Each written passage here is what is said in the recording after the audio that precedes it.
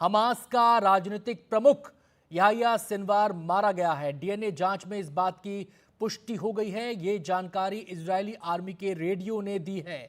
Yahya Sinwar south Gaza के रफा में मारा गया है।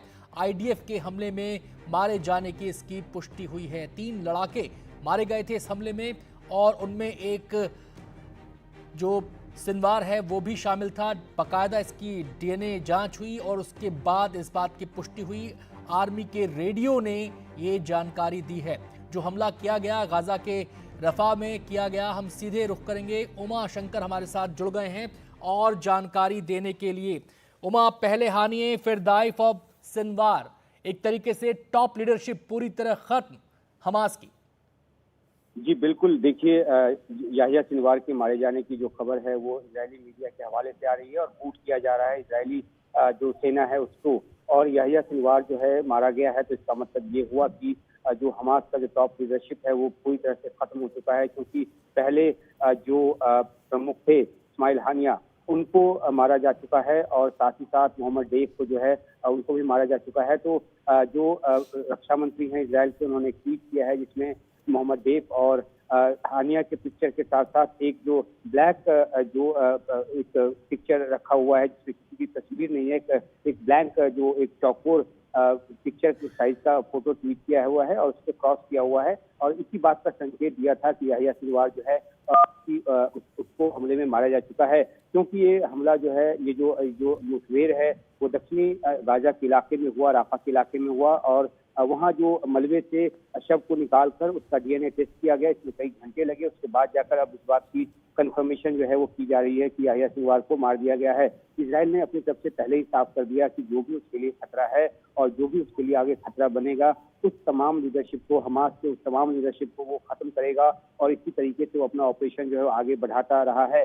याह्या सिनवार को गाजा में मारा गया क्योंकि याह्या सिनवार जो है वो गाजा में ही रह रहा था, वहीं से अलग अलग स्थानों से ऑपरेशन को अंजाम दे रहा था। अधिकतर वो सुरंगों में रहता था और उसको ढूंढ पाने में काफी मशक्कत करनी पड़ रही थी इजराइल की सेना को, लेकिन अब इस मुठभेड़ में उसके मारे जाने की खबर आने के बाद और उसको कंफर्म किए जाने के बाद अब इजराइल की तरफ से ये दावा किया गया है कि याह्या सिनवार को जो है वो उसकी मौत हो गई है और डीएनए टेस्ट के आधार पर इस बात को कंफर्म किया गया है। जी, सिनवार नेतृत्व कर रहा था।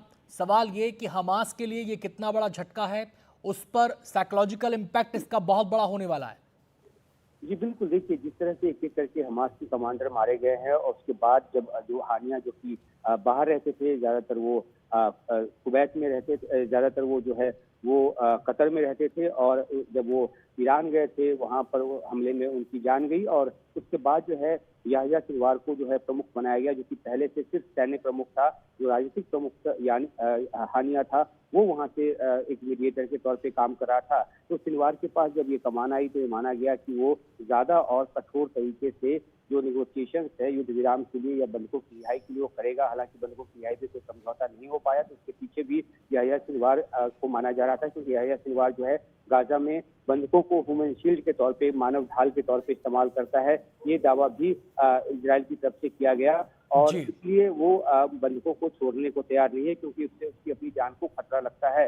लेकिन अब जब कि याह्या सिनवार की मौत हो गई है, जिस तरह से कंफर्मेशन आ रही है, तो उसके बाद अब नेतृत्व का जो संकट है वो हमास के सामने है। पहले ही उसका जो कंट्रोल एंड कमांड सिस्टम है वो ध्वस्त हो चुका है। इजराइल ये दावा करता रहा है कि उसके नेटवर्क को पूरी तरह से तबाह कर दिया गया है, सुरंगों के नेटवर्क को तबाह कर दिया गया है और भारी नुकसान जो है वो हमास को उमा, आते हैं आपके पास। कादम्नी भी हमारी सहयोगी जुड़ गई हैं हमारे साथ इस खबर पर और ज्यादा बातचीत के लिए।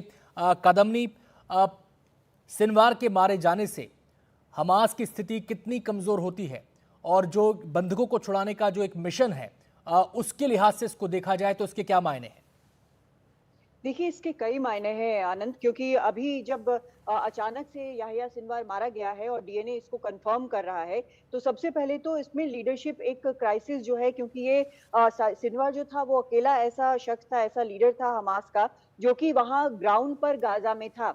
अब तक उसके बारे में बहुत एक शैडोई फिगर तरह की खबर आ रही थी कि वो सुरंगों के नीचे रहता है, उसको इतने महीनों से किसी ने देखा नहीं है।